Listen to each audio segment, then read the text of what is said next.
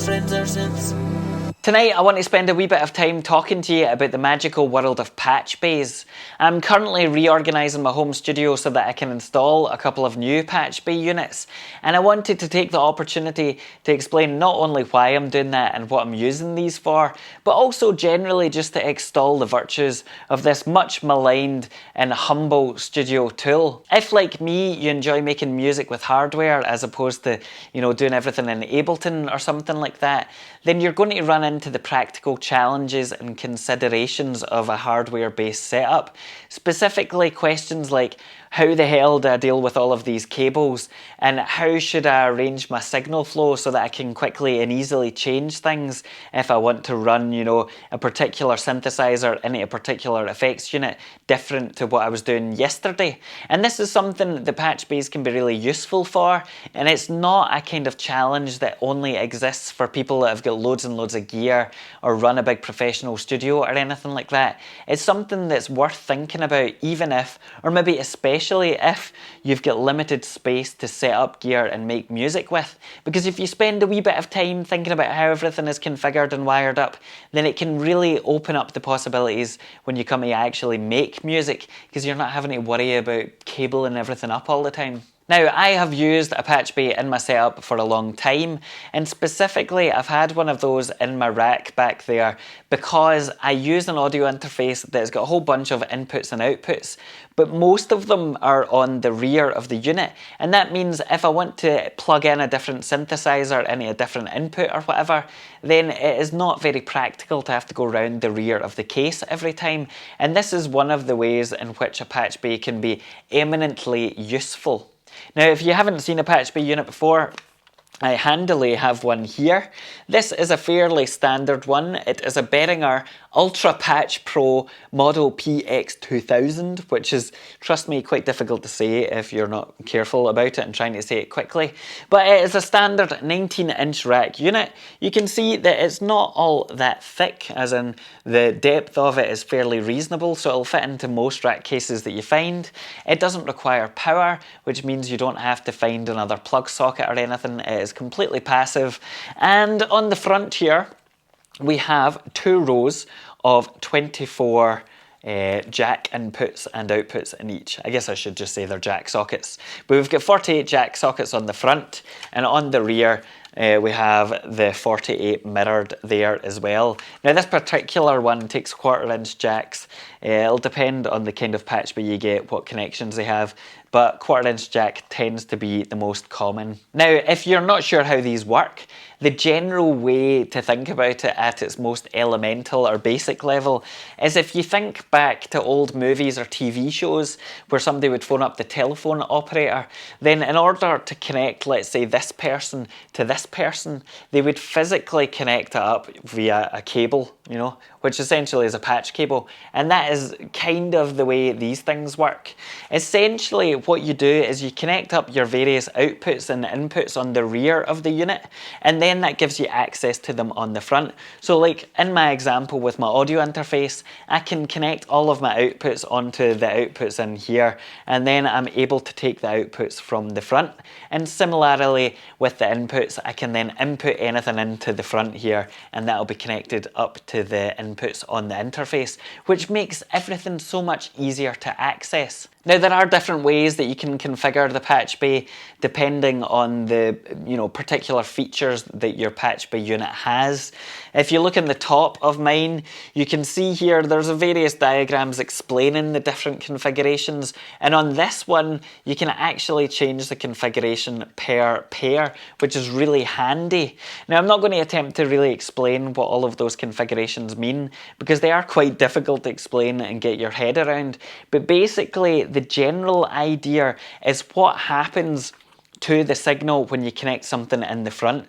So for example, in one particular configuration, which happens to be the one that I quite like to use, These two connections, for example, going along here, will always be connected together unless you plug something into the front. And you might think, well, what is the usefulness of that? Like, what would that mean in practice? And essentially what I use this for is to have various instruments, or let's say the output of different effects units, plugged directly into an input on my interface. So let's say, for example, the output of certain synthesizers might always be connected up through the patch bay to, let's say, input 1 and 2 on my interface, which is great. So if nothing is plugged in on here, that is what the connection is. But let's say I don't want to have that synthesizer connected up to inputs 1 and 2 for a particular song I'm working on, and I want to plug in a drum machine. Well, all I would have to do is plug in the outputs of the drum machine into the front of here, and that will break the connection between the synthesizer and inputs 1 and 2. Now, that's only one way to configure this. There's lots of other ways. The way I've just described is essentially called full normal or normaled, depending on, you know, your terminology. But you can also have half normaled, where the signal still goes through.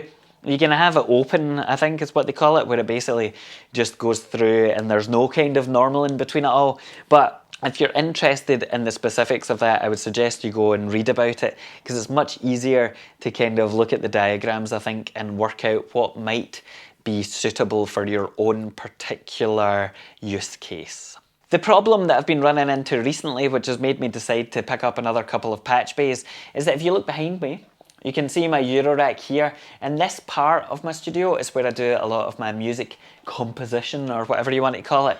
However, because of the limitations of the space I've got in this room, my audio interface is all the way over here. And I got this interface specifically so that I would have lots of inputs so that I could record everything from my Eurorack simultaneously. However, if I want to do that, because of the distance between these two, I have to run extremely long cables like this thing down here, which honestly quickly becomes extremely impractical. Again, not only because I've got all these cables running along the front, but I have to use these wee jack adapters, which are not very good at all, and it's just not the nicest situation in the world. So what I want to have is a situation where I can plug in my Eurorack directly or next to the modular synthesizer and not have all these ridiculous cables trailing everywhere. And also, I want to be able to interface my Cosmo modular synth, which sits down here next to my interface with my Eurorack. So the way that I'm going to do that is by installing a Patchbay unit underneath my Eurorack, and I'm going to connect up the rear to another Patchbay unit which will be sitting near my interface, and I'm basically going to use this as a kind of extension so that I can then plug in directly my Eurorack connections in here, and then they'll be carried all the way over by the cables in the rear to my interface, and I'll just connect that up to the interface via patch cables. Now, I didn't want to spend a lot of money on this at all because, you know, there's nothing worse than having to spend money on utilities, which, no matter how useful they are not the most interesting thing in the world to spend cash on. I would much rather, you know, spend money on, I don't know, a new synthesizer or something like that. So I wanted to explain the costs a wee bit so that you got an idea of just how budget you can get away with doing this. When it comes to the costs of the various elements of this project, then the main consideration is obviously the Patchbay units themselves. And if we take these Behringer things, or maybe the modern equivalent, which is the PX3000, I believe, then they retail for about £70 to £80 brand new each. And whilst perfectly reasonable, that was a wee bit more than I was willing to spend on this particular project, not least because I was going to need two of them in order to make it work the way I wanted it to. Luckily, however, these are the kinds of things that turn up in the second-hand market all the time. I guess people are clearing out their old band rehearsal space or something, and they often sell these on for particularly cheap prices. The beauty of these is that not only are they passive, and so there's not a huge amount that can go wrong with them, they're actually fairly well made and robust, and so you can get away with a fairly battered up old unit cosmetically, and it'll work perfectly fine. However, the one thing I would suggest is you make sure that your rack ears aren't too bent, because if they are, it can be a bit of a pain in the arse to get these things to mount onto a rack case or something like that effectively. Now this particular unit I think I got for about £20, and this one here, which came in a box surprisingly enough, skinned me about 35. So in total I think I spent about 55 quid getting both of these, which is not too bad at all. The next costing that you'll want to consider for a project like this is whether or not you want a rack case or cases. Now, in my particular situation, I already have a case up here for one of the rack units, so I didn't need to worry about that. However, I did need an additional case for the other rack unit. And I decided to get one for a variety of reasons, partly because I've already got a compressor and things up here that are sitting not in a case, and it would be nice to have them actually all together in a neat, little package. But also because I've discovered from experience that when you're connecting cables in and out of something like a patch bay all the time, it's good to have them secured in a way so that they don't slide about, because it makes it a much bigger pain in the arse to operate. Now, you obviously don't need a brand new case, you don't need some flight case that's custom made or anything like that. You just need a kind of bog standard 19-inch rack unit case. You also don't need it to be particularly deep, which is good because it opens up a whole host of different options. However, if you're going to be looking for a bargain of a case, you will find a lot of them, sold second hand in kind of various states of disrepair. However, the postage for these can often turn a bargain into not so much of a bargain. So my top tip for that is to look out for these wooden rack cases which are designed for studio furniture. These often go for fairly cheap because they don't have lids on them, front lids I should say. They also can flat pack down, which means they can be shipped a bit easier than the solid flight case style things. You just want to make sure that you've actually got the fixings on the front here to attach things. But aside from that, I got this for I think 18 quid, and then I paid about 15 quid postage. So in total, that's about what, 85-ish, let's say? Maybe let's say 90 quid total, just to be nice and, round everything up. The final consideration is one that people often forget, and that is the cost of cabling. Because even though all of this so far is fairly reasonable, you also have to bear in mind that the cables for this are going to add up fairly quickly. Because even if we're only going to be using cables to connect the rear two rows, that means you need 24 patch cables for the rear. And it also doesn't take into account the patch cables you'll need for the front of the unit. Now in my particular case, I don't need patch cables for the front of the unit. I've got a whole bunch of them, old guitar cables and stuff that work perfectly fine. I also make some of my own cables, like for my Cosmo synthesizer down there, so I don't need any patch cables for the front. However, I do want to connect up all 48 points of the different patch bay units together between the two of them. And that means that if I was to buy individual cables separately, even if they were just £1 each, that means I'm going to have something like 50 quid in cables, which would get marginally, or not marginally, would get exponentially more expensive the longer the length of the cable is. Now, my solution to this is to look for multi-core jack cables, and if you're not familiar with these are kind of snake-like cables. They're called the Snake, or well, one particular brand's called the Snake. But you basically have a multi-core, where you have one giant cable, which then is wrapped around these multiple ends. And I bought a bunch of these for about 15 quid each. Again, if you look on eBay, you can get these cheaply. The difference in price between a brand new one and one that's second hand is not huge. And so for cables, I would probably suggest just getting the new ones. However, in total, I think it cost me about 50 quid. So let's say 140 quid for all the cables I needed. But I had an Amazon voucher which brought this down to about 30 quid in total. So, I don't know, like 120 quid all in, which isn't too bad at all. When it comes to the progress of my studio reorganisation, as you might be able to tell from how dishevelled I am, it took a lot longer than I expected, and I ended up staying up far too late to try and get everything rewired. I've still got a whole bunch to do. The whole room is a bit of a disaster zone, but everything at least has been cabled up, and I thought I may as well show you what it kind of looks like so that you know that I've actually done something. Now, down here, if I spin round, you'll see Now I've got my audio interface down here. I've got my main audio interface at this point.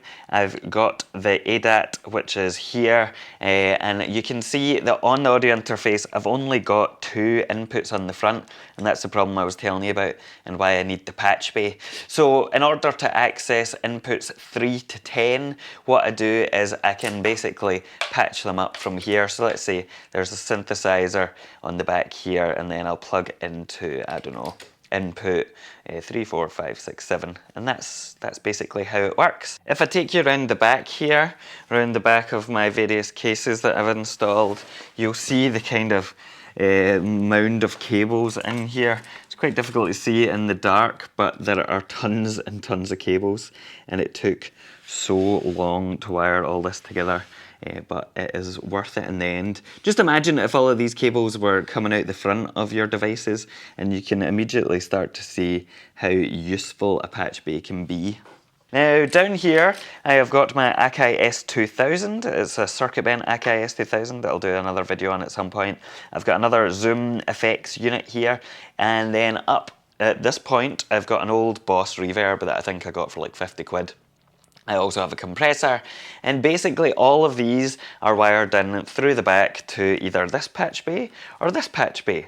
Now if I zoom out a bit, whoop, or spin round, you can see I've tidied up things as well. I've got my MPC up here, and that is also connected up to one of these patch bays so that I've got access to all of the 8 outputs from that, and I can route them into, you know, wherever I want. And it's also nice that I've got it up here so I can actually like use it a bit better. My auto BAM is also hooked up into one of the patch bays. My various delay units here, the weird kind of Boss half rack things, are hooked up into the patch bays. It's worth noting that my Spring Reverb, or Space Echo down here that you can see hiding away for just now, it is not hooked up into the patch bays, and that's because the outputs are on the front, so it would kind of defeat the point really. But it's fairly easy, you know, just to, you know, patch things up from there. Now the real important thing, and the reason I was kind of doing all this is over here. As you can see, I've got my modular system, and if I wanted to kind of patch the outputs from them into interface, well, you know, it's quite far away. So now I have got this patch bay in here, and if I want to plug in anything from my modular system into my interface, all I have to do is take an output from one of the modules and plug it in to here using these handy kind of adapter things. And from there, round the back, I've got my cables that snake all the way to here. So let's say, for example, if I wanted to plug in the output of this VCO, this Dixie, into this first part of the patch bay here, round the back it'll snake in, and then the output of the VCO will come out this slot, or this jack socket, I guess I should say.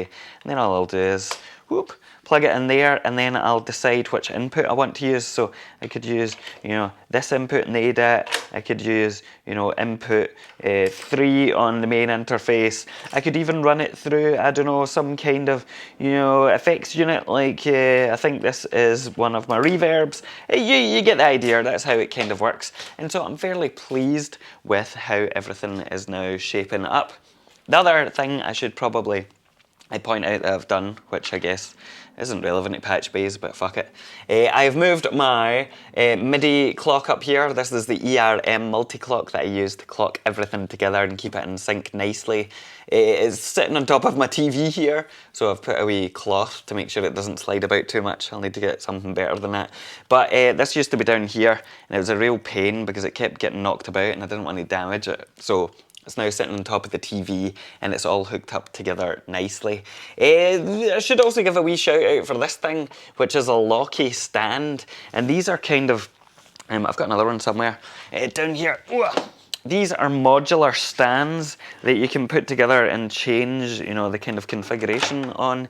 And these have been really useful, especially for somebody like me who, you know, likes to move things around all the time and has lots of wee bits of pieces of gear, because it means that essentially you can, you know, build up different kinds of stands depending on, you know, whatever you need to construct, or what, you know, whatever you need to have raised up at any one time. And so this, I think at the moment this was set up for the Poly and Tracker. I can't quite remember. Anyway, these have been really useful. I wasn't using them as much before now, but they're way more reliable than the fucking this kind of thing, which I was using before, which is a laptop stand, and this looks good, but actually everything always slipped off of it, so it wasn't in practice all that great. And there's this, yeah, it's pretty good. Anyway, that's my studio tour-ish thing done. I'm going to go and tidy up the rest of this room and hopefully actually get back to making some music instead of fucking about with cables. So, Patchbays. Patchbays are great. That's the point in this.